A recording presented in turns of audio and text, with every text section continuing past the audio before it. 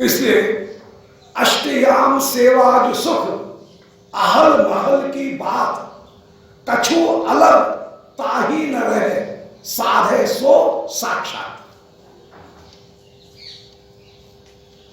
अष्टयाम की ये जो लीला का चिंतन, अष्टयाम सेवा जो सुख, ये जो सेवा सुख का चिंतन, आहल महल की बात, श्री प्रियालाल के अंग सेवा की जो बात है, उनके नित्य विहार की जो बात है, श्री वृंदावन में 3 महल हैं। एक महल है कुंज महल, अनन्य रंग कुंज एक महल। दूसरी है आहल महल। आहल महल का तात्पर्य है प्रियालाल के श्रेयक। और तीसरी है लड़लड़ी कुंज, बड़ा वर्णन करने के लिए। तो अहल महल, लड़लड़ी कुंज, प्रियालाल अंक में जहां विराजमान वो, और तीसरी जो वस्तु है वो है निकुंज। तो कुंज महल, अहल महल, आहल माने श्री प्रिया जी का आदेश ही, उसके अनुसार जिस प्रिया का आदेश जहां पर चले उस महल का नाम है आहल महल। श्री प्रिया के आदेश के बिना यहां पर एक पत्ता भी नहीं हिल सकता है। श्री सखी श्याम सुंदर से कहती हैं, बोले प्यारे, यहां पर प्रिया जी को ही अटल राज्य है, सूधे सूधे चले आओ। हम जैसे बता रही हैं सीधे सीधे चले आओ। चला भी तुमने अपनी लगाई तो एड़ बेड़े यदि किया, जरा सी एड़े बेड़े चले तो यहां पर तुम उस लक्ष्य को प्राप्त नहीं कर सकोगे। साधक का, और साधक की बात तो बड़ी दूर, श्री श्याम सुंदर भी इस नुकुंज में उस मार्ग से चलते हैं जो मार्ग श्री प्रिया जी के अहल के अनुसार है। यहां पर आदेश जो चलेगा वो प्रिया का अहल चलेगा, प्रिया का आदेश चलेगा, किसी दूसरे का आदेश नहीं चलेगा। तो अहल महल माने आज्ञा का महल श्री, और फिर लड़लड़ी कुंज। तो यहां पर धर्म प्रोजित कई तरह, ये वो धर्म है, सेवा का धर्म, जहां प्रिया के आदेश के अनुसार उनको सुख देने के लिए ही सखीगण सर्वदा सर्वदा प्रवृत्त हो रही हैं। कोई दूसरी मार्ग जहां पर नहीं है। अहल की बात, तो अष्टयाम सेवा जो सुख आहल महल की बात, कछु अलग ताही न रहे, उसको कोई भी वस्तु अलग भी नहीं रह सकती है। साध है सो साक्षात। श्री प्रियालाल की वो जो मानसी सेवा कर रहा है, या जो उपकरण के द्वारा श्री मंदिर में उपकरण की सेवा कर रहा है, वह सेवा कल्पना की सेवा नहीं है। साध है सो साक्षात, वह साक्षात सेवा है। इसलिए ठाकुर जी की जब दर्शन करें, श्री राधारमण लाल, श्री बिहारी, श्री मदन मोहन लाल, श्री बिहारी जी, इन सब का जब दर्शन करें उस समय ये विचार करना चाहिए कि ये सेवा साक्षात है। हम किसी प्रतीक की, मूर्ति की सेवा नहीं कर रहे हैं, किसी प्रतीक का दर्शन नहीं कर रहे हैं, साक्षात प्यारे विराजमान। सेवा जब भी की जाएगी ठाकुर जी की, चाहे मान से और चाहे उपकरण, दोनों ही सेवाएं साक्षात सेवा है। श्री प्रभु साक्षात रूप से ही उस साधक के लाल को स्वीकार करते हुए विराजमान हो रहे हैं। इसलिए सेवा करते समय साक्षात का जो भाव है वह सर्वदा सर्वदा साधक को अपने हृदय में रखना ही पड़ेगा। तो धर्म प्रोज्यत कई तरह, इस श्रीमद् भारती संहिता में प्रोज्यत कई तरह छल रहित धर्म विराजमान है।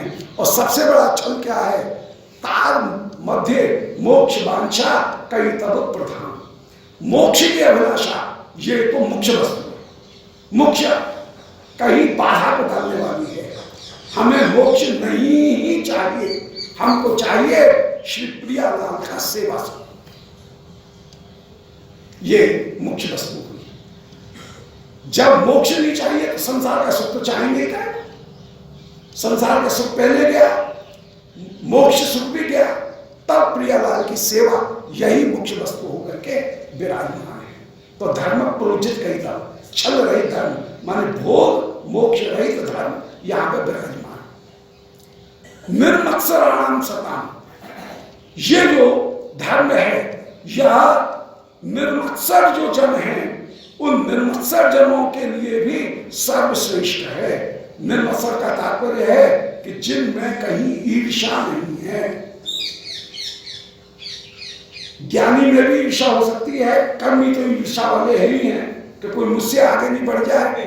ज्ञानी में भी संसार के प्रति ईर्ष्या कहीं हो सकती है, परंतु यहाँ पर रसिक जन जो हैं उनके हृदय में कहीं ईर्ष्या नहीं है, निर्मत्सर होकर के विराजमान।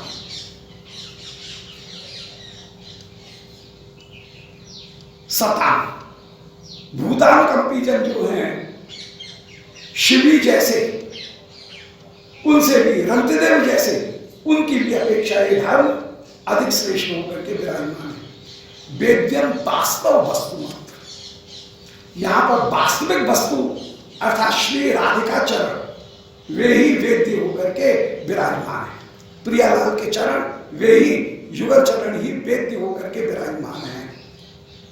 शिवदम, ये प्रेम सेवा ही सबसे ज्यादा कल्याण प्रदान करने वाली है। तापत्रय उन्मूलन, ये तो बहुत छोटी सी बात है, अपने आप ही हो जाएंगी। तो ताप का उन्मूलन श्रीमद् भागवते महामुनि कृते, ये श्रीमद् भागवत श्री वेदव्यास जी उनके द्वारा की गई है। तो रचनाकार की दृष्टि से भी ये सर्वोत्तम होकर के विराजमान है। फिर किम वा परे ईश्वर, फिर अन्य वस्तुओं की अभिलाषा क्यों की जाएगी? सद्यो हृदय अवरुध्यते, ये कृष्ण आकर्षणी विद्या है। ऐसे यहां पर उपास्य तत्व श्री कृष्ण है, प्रयोजन पदार्थ कृष्ण सेवा है, साधन पदार्थ श्रवण कीर्तन इत्यादि साधन है, नवदा भक्ति ये साधन होकर के विराजमान है। अधिकारी प्रेमी जन होकर के विराजमान है। ऐसे अनंत चतुष्टय उसका निरूपण किया। अब एक श्लोक में इस ग्रंथ की अपूर्वता दिखा रही है, महिमा दिखा करके लोभ उत्पन्न कर रही है। और वो लोभ है निगम कल्पतरो जलतम फलम शुक मुखाद्रव संयुतम पिबत भागवतम रसम आलय मोरहो रस का भोग भाव का। वेद रूप कल्प वृक्ष का सर्वोत्तम अंश यदि कोई सार अंश है तो वो श्रीमद् भागवती संहिता है। जैसे फल वृक्ष का सार है, इसी प्रकार श्री रागानुगा भक्ति वह संपूर्ण वैदिक उपासना का अंतिम फल होकर के विराजमान है। निगम कल्पतरो गलितम फल, फल जब पक जाता है तो अपने आप तक पड़ता है। इसी प्रकार ये श्रीमद् भागवती संहिता रूपी फल पृथ्वी पर आया, परंतु फटा नहीं, ऊपर से सीधा गिरता तो फट जाता। शुभ मुखाद्रव संयुतम, परम तरह से ये आया और उसमें भी तोता ने चोंच लगा दी। रसकों के मुख से जो जो प्रकट हुआ त्यों त्यों इसकी रसिकता और अधिक बढ़ती हुई चली गई। तोता यदि चोंच लगा दे तो फल और भी मीठा हो जाता है। इसलिए परंपरा आया एक शाखा से दूसरी शाखा में। पिबत भागवतम, इस रस का रसरूप जो फल है इसका तुम पान करो। भागवतम रसम कहने का तात्पर्य है कि इसमें त्वरष्ट रहित है। श्री स्वामी ने निरूपण किया कि त्वक माने इसमें कोई छिलका नहीं है, अष्टि माने इसमें कोई गुठली नहीं। ये ऐसा रसगुल्ले का आम है जिसमें गुठली की जगह भी मेवा भरी हुई है, मावा। जहां पर गुंडी की जगह सुंदर किशमिश लगी हुई है, जहां पर डंडी की तरह की जगह पिस्ता लगे हुए हैं, जहां पर यदि कहीं पत्ती बनाई गई है वो भी काजू की बनाई गई है, इलायची जिसमें गुंडी की तरह लगी है, कोई भी चीज त्याग करने की नहीं है। यह लेमन जूस का फल है जो कि पूरा का पूरा खाने के लिए है, कोई भी चीज त्याग करने के लायक नहीं है, रसमय फल है। इसको पिबतो, ये आज्ञा है, पिबताम पिबतो, तुम लोगों को पान करो, ये आदेश है, नन नच नहीं किया जाएगा, चुपचाप पान करो, गुरुदेव का आदेश है। लोट लकार का प्रयोग है। मोह रहो रस का भोग भाव का, इसका मूल रूप से आस्वादन करने वाले हैं रसिक जन अर्थात श्री गोपिका, जो प्रेम की ध्वजा है, प्रेम की गुरु है। गुरुवस्तो गोप्या, गोपी ही गुरु है। और हम कैसे आस्वादन करेंगे? बोले भूमि भाव का, इस संसार में इस शरीर को, यथार्थ शरीर को जो धारण किए हुए हैं, तो भावुक बन करके, तब भाव भावित होकर के हम उस रस का सेवन करेंगे। इस रस का श्री गुरुदेव ने जो अंतश्चिंतित स्वरूप का बोध कराया है, उस स्वरूप में अवस्थित होकर के इस रस का निरंतर निरंतर पान करो। शौनकारी ऋषियों ने कृष्ण श्रवण को लेकर के एक बार सूत जी से 6 प्रश्न किए। पहला प्रश्न था पुंसाम एकांतता श्रेया, जीव का परम कल्याण जिस साधन से हो उसका हमारे सामने वर्णन करो। श्रेय का तात्पर्य है सर्वश्रेष्ठ साधन। इसमें 3 चीज आ गई, साध्य क्या होगा, प्रयोजन क्या होगा और साधन क्या होगा, तीनों चीज आ गई। इनका हमारे सामने वर्णन करो। दूसरा, शास्त्र का सार क्या है, अर्थात प्रयोजन पदार्थ प्रेम है, उस प्रेम की प्राप्ति कैसे हो, यह हमारे सामने वर्णन करो। अब उस प्रेम को प्राप्त करने का जो साधन है, वो साधन कहीं श्रवण कीर्तन भक्ति होगा, नवदा भक्ति होगा, तो श्रवण रूपी साधन का विशेष रूप से वर्णन करो। तो 2 प्रश्न तो थे, सर्वोत्तम साधन क्या है, और सार माने सारे वेद सारे शास्त्र कहां जाकर के अंत में संगमित होते हैं। इसलिए सार पदार्थ माने जो संबंध पदार्थ है, उस संबंध पदार्थ कृष्ण का हमारे सामने वर्णन करो। उपास्य पदार्थ का वर्णन करो, प्रयोजन पदार्थ और उपास्य पदार्थ, इनको लेकर के 2 प्रश्न और 4 प्रश्न किए गए कृष्ण कथा को लेकर के। तीसरा प्रश्न था भगवान की सर्ग इत्यादि लीलाओं का भी वर्णन करो, उनके अन्य जो लीला अवतार हैं उनका भी वर्णन करते हुए। चौथा प्रश्न है, 5वां प्रश्न है श्री कृष्ण लीला का हमारे सामने वर्णन करो। और फिर 6ठा प्रश्न है कि श्री कृष्ण जब अपने धाम को पधारे उस समय धर्म किसकी शरण गया। धर्म गया 2 व्यक्तियों की शरण, एक तो श्रीमद् भागवत, उनमें वो धर्म मिलेगा, और दूसरा श्रीमद् भागवत की व्याख्या करने वाले श्रीमद् गुरुदेव, उनके मुख में वह सार मिलेगा। धर्म किसकी शरण गया, माने भागवत के और गुरुदेव के, 2 की शरण गया। इस प्रकार 6 प्रश्न। पहले 2 प्रश्न थे सर्वोत्तम साधन और सर्वोत्तम उपास्य कौन है। फिर तीसरा प्रश्न था भगवान के सर्ग लीला का वर्णन करो। चौथा प्रश्न था कि भगवान के लीला अवतार उनका हमारे सामने वर्णन करो। 5वां प्रश्न था मुख्य रूप से अवतारी की लीला का वर्णन करो। और 6ठा प्रश्न था भगवान जब अंतर्धान हुए तो धर्म किसकी शरण में गया, वह भागवत और श्री रसिक जन उनकी शरण होकर के धर्म विराजमान। श्री सूत जी अत्यंत अत्यंत आनंदित हुए। श्रीमद् गुरुदेव सुखदेव जी के श्री चरणारविंद की वंदना करके, नारायण भगवान इनकी वंदना करके, प्रणाम करके निरूपण कर रहे हैं।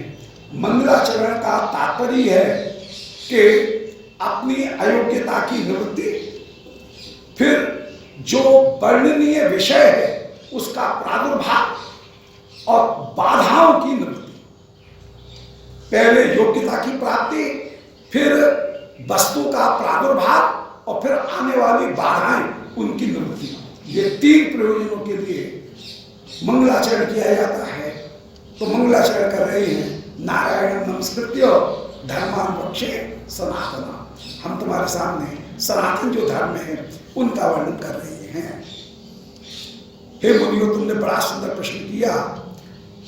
सर्वोत्तम धर्म यही है, साधन यही है, श्रवण कीर्तन और स्मरण, जिसके द्वारा यतो भक्ति अदोक्षेष, कृष्ण के चरणारविंद में भक्ति हो। सवै पुंसा परो धर्म चार प्रकार के। एक धर्म है आपद धर्म, दूसरा धर्म है प्रायश्चित धर्म, तीसरा धर्म है देह धर्म, परंतु ये सब अपर धर्म है। चौथा धर्म है परधर्म। परधर्म कौन सा है? बोले मैं कृष्ण की सेवा करूं, जिसका अंश हूं उसकी सेवा करूं। सवै पुंसा परधर्म। यतो भक्ति अधोक्षेदी, इससे भक्ति के द्वारा ही भक्ति होगी। भक्ति के लिए दूसरे साधन की जरूरत नहीं है। यतो भक्ति कहने का तात्पर्य है कि भक्त्या संजात्या भक्त्या, भक्ति के द्वारा ही भक्ति उत्पन्न होती है। अभी हाथ में माला झोली लेकर के नाम संख्या कर रहे हैं, मैकेनिक जप हो रहा है, परंतु जब कृष्ण नाम विरह की आह और मिलन की शीतकार के रूप में प्रकट होगा तो वही नाम का सिद्ध स्वरूप होगा। तो भक्ति के द्वारा भक्ति ही उत्पन्न हुई। जो मशीनी जप किया गया उसके द्वारा ही फिर अनुभाव रूप श्री कृष्ण नाम सामने प्रकट होंगे। वो भक्ति अहित की है, अर्थात भक्ति का कृष्ण सेवा के अतिरिक्त कोई दूसरा साधन नहीं है। जब तक मन में चोर रास्ते से भी मैंने 5 माला भी की, इसका फल मुझे ही मिल जाए, ये अभिलाषा है, तो समझना चाहिए अभी भक्ति कोसों दूर है। जब भक्ति से कोई अन्य इच्छा न हो तब जानना चाहिए कि ये भक्ति ही अब वास्तविक भक्ति आई, शुद्ध भक्ति उदय हुई। अहित की भक्ति का फल भक्ति ही होना चाहिए। भक्ति के द्वारा कोई दूसरी वस्तु नहीं चाहनी चाहिए। शुद्ध भक्ति तब होगी, अन्य अभिलाषा शून्य होगा। उनके द्वारा ही सबकी आत्मा श्री कृष्ण वे प्रसन्न होते हैं। भक्ति के अतिरिक्त अन्य किसी वस्तु से कृष्ण को परम सुख की प्राप्ति नहीं होती। गोपिकागणों में क्योंकि अन्याभिलाषा शून्य पूर्ण भक्ति विराजमान है, इसलिए उनके वशीभूत है। यदि कोई दूसरी वस्तु का उपराग ग्रहण होगा तो भक्ति चंद्रमा अपना पूर्ण प्रकाशन नहीं करेगा। इसलिए यह आत्मा संप्रसिद्धति, आत्मा माने श्री कृष्ण वे भक्ति के द्वारा ही परिपूर्ण रूप से सुखी होते हैं, आनंदित होते हैं। वे भगवान ब्रह्म परमात्मा भगवान 3 रूपों में अपने आप को प्रकट कर रहे हैं। उस परतत्व को यह जानना है तो पश्यन्त्यात्मन चात्मान भक्त्या श्रुत गृहीतया, श्री गुरुदेव की शरणागति ग्रहण करके श्रुत गृहीतया माने कान में श्री कृष्ण नाम उनकी दीक्षा ग्रहण करके, मंत्र दीक्षा, नाम दीक्षा, फिर मंत्र दीक्षा, इनको ग्रहण करके उस परतत्व को पश्यन्ति देखा जा सकता है। मां के 3 बेटे थे, मां ने कहा बाजार में देख के आना आम है कि नहीं। एक बेटा गया, ढकेल के ऊपर आम सजे हुए देखा, बोले हाँ बाजार में आम है, मैंने देखे। दूसरे बेटे ने आम को उठाया, बड़ी खुशबू आ रही थी, आम को देख करके उलट पुलट करके सुगंध तो आई रही थी, सुंघा, आम को वहीं के वहीं रख करके लौट आया, बोले बड़ी बढ़िया खुशबू थी। तीसरा बेटा आम लेकर के आया, जिस समय सुधार करके ठाकुर जी को भोग लगाए, बड़ा स्वाद आया। आम तीनों ने पाया, जिसने आम देखा उसने भी आम पाया, जिसने आम सूंघा उसने भी आम पाया, और जिसने आम खाया उसने भी पाया। परंतु पाना पाना एक नहीं है। ऐसे ही ब्रह्म रूप में किसी ने उस तत्व को पाया, किसी ने परमात्मा रूप में, किसी ने भगवान रूप में। परंतु जिसने भगवान रूप में पाया उसने ही उस पर तत्व को देखा। पश्यन्ति आत्मनि आत्मा, मन में उस परमात्मा को देखते हैं। ब्रह्मेति परमात्मेति भगवानेति, कोई ब्रह्म रूप में, कोई परमात्मा में, कोई भगवान में। परंतु भक्त रूप में देखना, रसिक रूप में देखना, वही वास्तव में पूर्ण रूप में देखना है। इसलिए भगवान ही श्रोतव्य कीर्तव्यश्च और स्मर्तव्य है। श्रवण कीर्तन और स्मरण करने योग्य हैं। इनमें कीर्तन भक्ति को देहली दीपक की तरह से बीच में रखा, भीतर भी प्रकाश करेगा, देहली पर रखा हुआ दीपक बाहर भी प्रकाश करेगा। श्रवण कीर्तन स्मरण करने योग्य होकर के वे भगवान ही विराजमान है। उन श्री प्रभु को जो भक्तगण हैं वे सर्वदा देखते हैं। उन भगवान ने अनेक अनेक रूप धारण किए, वे ही संपूर्ण शास्त्रों के सार होकर के विराजमान हैं। सारे अवतारों का वर्णन किया, 22 अवतारों का निरूपण किया, फिर मनवंतर अवतार और युगावतार को ग्रुप में दे दिया। 14 मनवंतर अवतार और 4 युगावतार, ऐसे 22 और 2 24 इन अवतारों का निरूपण किया। इनमें अवतारी कौन है उसे निरूपण करते हैं कि एते चांस कला पुंसा कृष्णस्तु भगवान स्वयं। श्री कृष्ण ही स्वयं भगवान है। अन्य जो अवतार हैं वे पुंसा माने श्री प्रद्युम्न गर्भोदशाही द्वितीय पुरुष, उनके अवतार होकर के विराजमान। कृष्ण तो स्वयं भगवान है। ये तू शब्द का प्रयोग भिन्नोपक्रम में है, अर्थात अवतारी को बताने के लिए है। भगवान और स्वयं शब्द का प्रयोग करके, स्वयं भगवान शब्द का प्रयोग करके दिखा रहे हैं कि श्री प्रद्युम्न उनके भी अवतारी श्री कृष्ण ही हैं। तो एते चांस कला पुंसा माने प्रद्युम्न के लिए अवतार थे, परंतु प्रद्युम्न के भी अवतार और सभी अवतारों के अंतिम अवतारी यदि कोई है, प्रद्युम्न के भी अवतारी और अन्यों के अवतारी, वे श्री कृष्ण ही हैं, अन्य कोई नहीं है। इनमें कृष्णस्तु भगवान, कृष्ण शब्द का प्रयोग पहले किया, भगवान शब्द का प्रयोग बाद में किया, जो ये दिखाता है कि भगवत्ता कृष्ण के अधीन है। भगवत्ता के कारण कृष्ण भगवान बने हों ऐसा नहीं है। कृष्ण में भगवत्ता स्वरूप भूत होकर के विराजमान। इसलिए अनुवाद मनुत्वैव न विधेय मुदीरहे, इस नियम के अनुसार पहले अनुवाद ज्ञात पदार्थ कृष्ण का वर्णन किया, फिर उनकी विशेषता प्रेडिकेट के रूप में भगवान शब्द के द्वारा दिखाई। सब्जेक्ट पहले आएगा, प्रेडिकेट बाद में आएगा, अनुवाद पहले आएगा, विधेय बाद में आएगा। अतः भगवत्ता कृष्ण के अधीन है। कृष्ण भगवत्ता के कारण भगवान बने हो ऐसा नहीं है। भगवत्ता तो कृष्ण का अपना ही निज स्वरूप है। बोले ये ग्रंथ तो बड़ा सुंदर है। बोले एकदम भागवतम नाम पुराण, ये भागवत रूपी नाम की महिमा का गायन करने वाला पुराण है। नाम शब्द के 2 अर्थ होंगे। नाम माने प्रसिद्ध, और नाम का एक अर्थ है हरि नाम।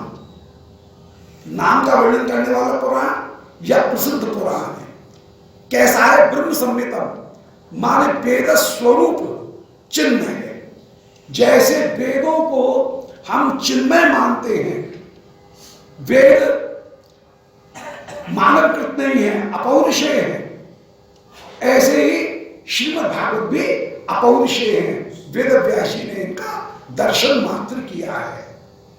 पौरुषेय वाणी होगी उसमें भ्रम प्रमाद विपुलता करना पाठक दोष होंगे। जो अपौरुषेय होगी उसमें ये 4 दोष नहीं होंगे, इसलिए वो परम प्रमाण होगी। इसलिए ब्रह्म संहिता वेद संबत माने समान, यह वेदों की सार, वेदों के समान चिन्मय होकर के ही प्रमाणभूत है। चिन्मय बोलना ये श्रीमद् भागवत कैसे प्रकट हुई, उसमें कह रहे हैं कि एक दिन श्री वेदव्यास जी उस समय जीवों की दशा देख करके विराजमान, जीवों का कल्याण करने के लिए वेदव्यास जी ने वर्णाश्रम धर्म इनको प्रकट करने के लिए सबसे पहले वेदों के 4 विभाग किए। सेकंड स्टेप, वेदों के अर्थ को प्रकट करने के लिए 18 पुराण प्रकट किए। फिर तीसरा स्टेप कि उपनिषदों के शास्त्र को प्रकट करने के, सार को प्रकट करने के लिए वेदों के सार और पुराणों के सार को लेकर के ब्रह्मसूत्रों की रचना की। पर इतने पर भी मन प्रसन्न नहीं हुआ। अब चौथा स्टेप आया। श्री नारद जी की कृपा से नारद जी ने जब अपने चरित्र को सुनाया, तब वेदव्यास जी ने श्री श्रीमद् भागवत संहिता प्रकट की। तब जाकर के उनको अपना भी संतोष हुआ और जीवों का भी वास्तविक कल्याण हुआ। श्री नारद जी ने मन में विचार किया वेदव्यास जी के सामने कि यदि मैं पुराण के किसी चरित्र को सुनाऊंगा तो ये कहेंगे तो सुनी सुनाई बात कह रहे हैं, इसलिए अपने निज के चरित्र को ही एक दिन वेदव्यास जी ने गुरु श्री नारद जी से सुना। गुरु नारद ने शिष्य वेदव्यास को अपना चरित्र सुनाया और उसमें ये दिखाया कि प्रेमा भक्ति का उदय कैसे होता है, इसकी एक प्रक्रिया बताई। सबसे पहले संतों का दर्शन करके साधक के हृदय में लोभ उत्पन्न होता है। 4 वस्तुएं जब तक नहीं होंगी तब तक रागानुगा भक्ति नहीं होगी। पहली वस्तु है लोभ, दूसरी वस्तु है अनुगत्य, तीसरी वस्तु है कृपा और चौथी वस्तु है अपने स्वरूप का विचार, निज भाव। तब जाकर के रागानुगा भक्ति की प्राप्ति होगी। तो इसी को लोभ को कैसे उत्पन्न हुआ, वो लोभ उत्पन्न होने पर वो है संतों का दर्शन। नारद जी दासी के पुत्र हैं, कोई संत आए और उन संतों की रहनी जब देखी तो इनके हृदय में लोभ उत्पन्न हुआ कि श्री प्रभु इन संतों का सब प्रकार से पोषण भी कर रहे हैं और इनका आनंद अद्भुत है। इनका आनंद किसी वस्तु के कारण नहीं है, जो उपकरण हैं उनकी ढेर लग रहे हैं इनके पास में, इसलिए इनको आनंद की प्राप्ति नहीं है। इनके हृदय में प्रेम है और जो प्रेम इनके हृदय में है जिसके कारण ये संत इतने मस्त होकर के संकीर्तन करते हैं, ऐसा प्रेम मुझ में कब उत्पन्न हो। उस बालक के हृदय में ये अभिलाष उत्पन्न और उसके हृदय में सबसे पहले श्रद्धा का जन्म हुआ। पहले संत संग, संत सेवा, शुद्धा के भी पहले 2 स्टेप और आगे। संत संग किया, संत सेवा की। एक लोभ उत्पन्न हुआ, लोभ के कारण संत संग, संत सेवा, सेवा के बाद में श्रद्धा उत्पन्न हुई। श्रद्धा का मतलब है अविचल विश्वास। श्रद्धा शब्द को है विश्वास, सुदृढ़ निश्चय, सुदृढ़ विश्वास उत्पन्न हुआ। सुदृढ़ विश्वास के बाद में फिर से साधु संग, विशेष रूप से अब श्रद्धापूर्वक साधु संग कर रहे हैं, परंतु अभी नैष्ठिक की भक्ति नहीं आई है। श्रद्धा है, विश्वास है कि इनकी सेवा करने से मुझे सब मिल जाएगा। साधु संग के बाद में जब भजन क्रिया, संतों का सेवा, गुरुदेव की सेवा की, संतों की सेवा की और शीत प्रसाद एक दिन ग्रहण किया, उस समय ही अनर्थ निवृत्ति हो। तो साधु संग साधु सेवा, नंबर 2 साधु सेवा, तीसरी चीज हुई श्रद्धा, चौथी चीज हुई पुनः साधु संग। पुनः साधु संग के बाद में पांचवी स्थिति हुई, वह हुई अनर्थ भजन की रुचि। फिर छठी चीज हुई भजन क्रिया, और भजन क्रिया के बाद में सातवीं चीज हुई अनर्थ निवृत्ति। अनर्थ निवृत्ति के बाद में अब आठवीं चीज उत्पन्न हुई निष्ठा। पहली जो 7 चीज हैं वे हैं अनैष्ठिक भजन। अब यहां से नैष्ठिक भजन शुरू हुआ। नैष्ठिक भजन का तात्पर्य है अपने साधन में अविचल स्थिति, उसका नाम है नैष्ठिक भजन। तब निष्ठा, रुचि, आसक्ति और भाव, माने 8वां निष्ठा, 9वां रुचि, 10वीं आसक्ति, 11वां भाव और 12वां फिर प्रेम उत्पन्न हुआ। भाव दशा में श्री नारद जी उस समय एकदम आसक्त होकर के विराजमान, और भाव दशा में श्री प्रभु साधक को स्वप्न में भी दर्शन कराते। भाव दशा की स्थिति यह है, श्री माधुर्य कादंबरी में विश्वनाथ चक्रवर्ती जी निरूपण कर रहे हैं कि दूर मृग चल रहे हैं, गाय चल रही हैं। साधक मन में विचार करता है, हाय मेरे ऊपर कृष्ण कृपा कब होगी? यदि मेरे ऊपर कृष्ण कृपा हो तो ये मृग मेरे पास में आ जाए। अब वो मृग यदि अपने पशु स्वभाव से 2-4 कदम इधर आने लगे तो भक्त कूदने लगता है, बोले मेरे ऊपर कृष्ण कृपा है, देखो ये मृग मेरे पास में आ रहे हैं, ये गाय मेरे पास में आ रही है। अब मृग तो अपने पशु स्वभाव के कारण आ रहे थे और फिर मुड़ गए, सुबह रोने लगता है, बोले हाय मैं ऐसा अधम हूं कि मृग भी मेरे पास में आना नहीं चाहता है, कब मेरे ऊपर कृपा होगी? ये भाव की दशा का श्री विश्वनाथ चक्रवर्ती ने निरूपण किया। ऐसे एक एक छोटी छोटी वस्तुओं में उत्कंठित होकर के वह कृष्ण कृपा कब होगी ये व्याकुलता धारण करता है, और वो जो भाव है वही कभी घनीभूत होकर के प्रेम के रूप में परिणत हो जाता है। शुद्ध सत्य विशेषात्मा प्रेम सूर्यांश सामने भाव की जो दशा है वो प्रेम रूपी सूर्य की प्रथम किरण के समान। रुचिश्चित्त मासुन्य कड़सो, वो अपने प्रभाव से चित्त को मिश्रण बना देने वाला है, वो दशा उत्पन्न होती है।